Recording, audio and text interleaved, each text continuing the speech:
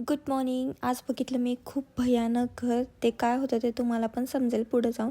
त्याच्या आधी मी ना इकडं कोल्ड कॉफी बनवली होती आणि किती टेम्पटिंग दिसते बघा. आजकाल मी प्रो झाली आहे कोल्ड कॉफी बनवण्यात. उन्हाळा आल्यापासून मी दररोज कोल्ड कॉफी बनवून पिते आहे आणि खरंच टेस्टला एवढी सुंदर झाली होती ना की मी सांगू शकत नाही. त्यानंतर ना दूध सगळं संपलं होतं आणि त्याची साय राहिली होती, ती पण फटाफट खाऊन घेतली. नंतर झोपून गेले होते आणि संध्याकाळी उठले, पटकन तयार झाले कारण आम्हाला जायचं होतं एका कार्यक्रमासाठी. आणि कार्यक्रम म्हणजे होतं बारसं, जे की आमच्या फ्रेंडच्या बाळाचं होतं.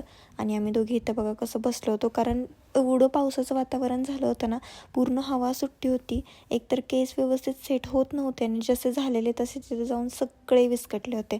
आणि मग त्याची नेमिंग सेरेमनी झाली. त्यानंतर त्याचं नेम रिव्हील झालं आणि त्याचं नेम ना त्याच्या मम्मी पप्पांचं मिक्स करून असं श्रेयांश ठेवलं होतं आणि बेबी एवढं सुंदर होतं. आणि हे ते डेकोरेशन केलं होतं तिथं नेमिंग सेरेमनीचं. त्यानंतर आम्ही गेलो जेवायला आणि जेवणामध्ये पण माझं फेवरेट होतं बासुंदी पुरी वगैरे सगळं. तिकडून आम्ही निघालो, ऑलरेडी लेट झाला होता, 9-9:30 वाजले होते. मग आम्ही मस्त निघालो आणि पावसाच्या वातावरणामुळे एवढी हवा सुटलेली ना, असं वाटत होतं उन्हाळा नाही पावसाळाच चालू आहे. त्यानंतर अचानक आम्हाला ना या घरात जावं लागलं. ॲक्च्युली सिच्युएशन झाली होती काहीतरी, सो आम्ही तिकडे गेलो होतो. आणि मला वाटलं हे काय घर आहे, इथं कशी लोक राहतात, पण ह्याच्या बाहेर जाऊन त्यांचं घर होतं. वरती सीडी वगैरे होती, पूर्ण अंधार आणि एवढं खतरनाक वाटत होतं ना तिथं जाऊन. फर्स्ट टाईम मी अशा टाईपचं घर बघितलं होतं.